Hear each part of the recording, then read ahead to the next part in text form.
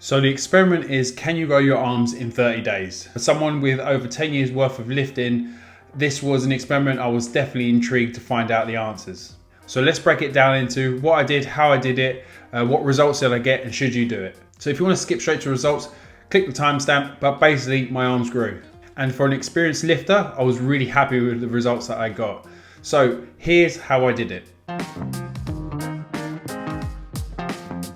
Over 30 days, I created a 4-week cycle where I started out with some foundational movements. In the second one was more of a strength focus. Third one was a bit more volume. And then the last block was overload.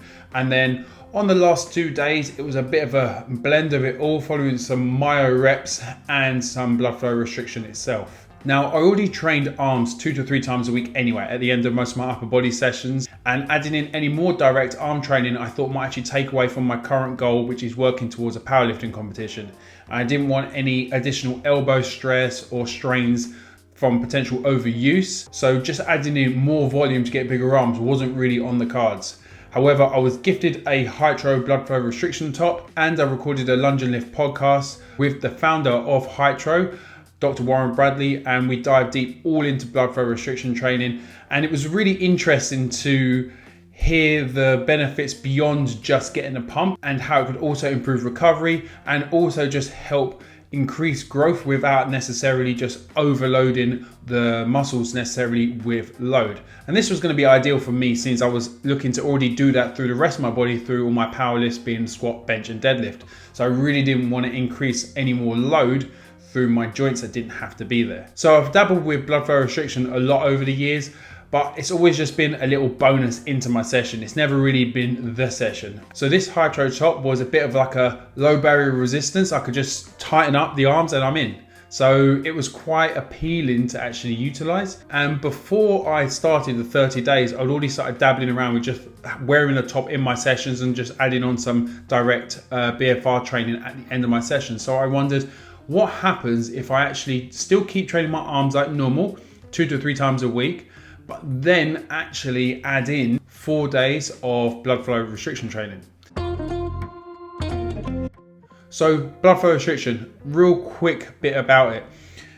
Essentially what it is, we're strapping up the arms here and then getting a load of blood pumped into the muscle. So oxygenated blood can flow into the muscle, but nothing can come out, because I'm tightening up about 7/8 out of 10.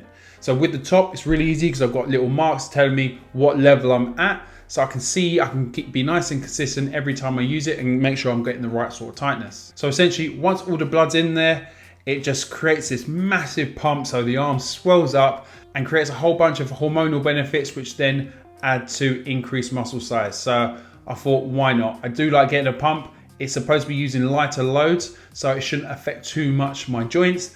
And at the end of 30 days, I could potentially have bigger arms. So why not give it a try?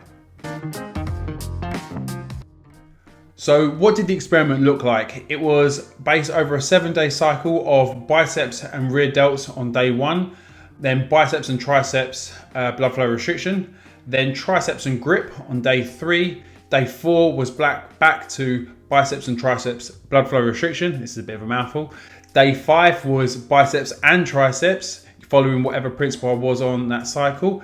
Then day 6 and 7 was blood flow restriction of biceps and triceps there. Now on the blood flow restriction days, it is lighter loads, normally using either resistance bands, dumbbells or kettlebells, nothing too heavy, and just focusing on getting the best pump and my muscle connection as I can for those 75 reps.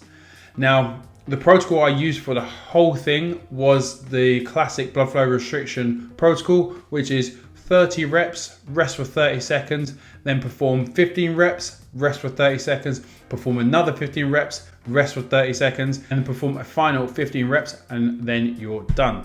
So once I'd done that for the 4 weeks, I then still had day 29 and 30 to do, and this is where I then threw in some myo reps, which is essentially like blood flow restriction without the blood flow restriction, and also some blood flow restriction. So I was able to, so with myo reps, it's essentially like a big acclimation set at the start with a rest pause. So up to 15 seconds in between each set, where you're just using that one load and just getting max reps each time, just trying to build up and accumulate as much volume in one exercise in one set. And then following that with some blood flow restriction was just the icing on the cake for those 2 final days. Now it's all well and good me saying, well, I put on size on my arms, but what I did do is actually put this experiment out last minute to my social media audience, and I managed to get some guys to get involved, and they saw benefits too. Over the 30 days, we saw a range of growth from 1 centimeter on the biceps, which is around 1/3 of an inch, to 2.7 centimeters, which was 1.1 inches. So that was of a pumped bicep, but that is pretty good over just a 30-day experiment. So why did I do it? Well, I enjoy training arms and I wanted bigger arms, to put it simply. There's a bit of stigma at the moment where you can't just do it to look good, that you have to be doing it for a reason, like for performance or something like that. But to be honest, I just wanted to fill out my t-shirt more and have bigger arms. That's it. I mean, who doesn't want a t-shirt to fit a little bit tighter on the arms?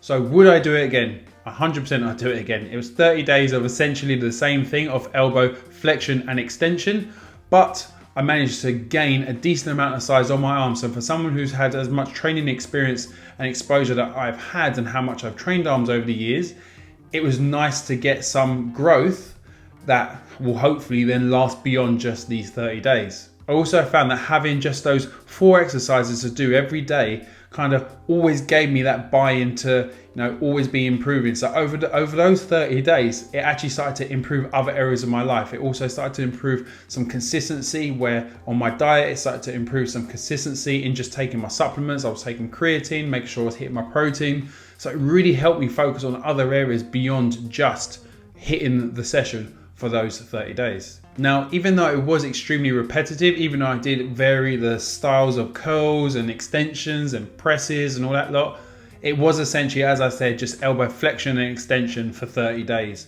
And that was probably the hardest part of it, because it's essentially doing the same thing for 30 days. However, what I did find was once I got through, the first week was always fully motivated, feeling good. It was that second week. Once you got through that second week, which I created a strength week, so there was a little bit of a performance focus, we then got into the volume week on the 3rd week, and it started to really feel good. And I took measurements on that at the end of the second week to kind of not only give me a bit of motivation, hopefully from seeing growth, but also kind of give me a good insight into what happens by just doing 14 days worth of training, then to 30 days. Does that growth still continue? So the results. I managed to gain a solid 1 centimeter, so 1/3 of an inch on my left arm, and on my right arm, I gained 2 centimeters, which is 3/4 of an inch. My belly button actually stayed the same, which is great because it meant then I wasn't just getting fatter over the 30 days.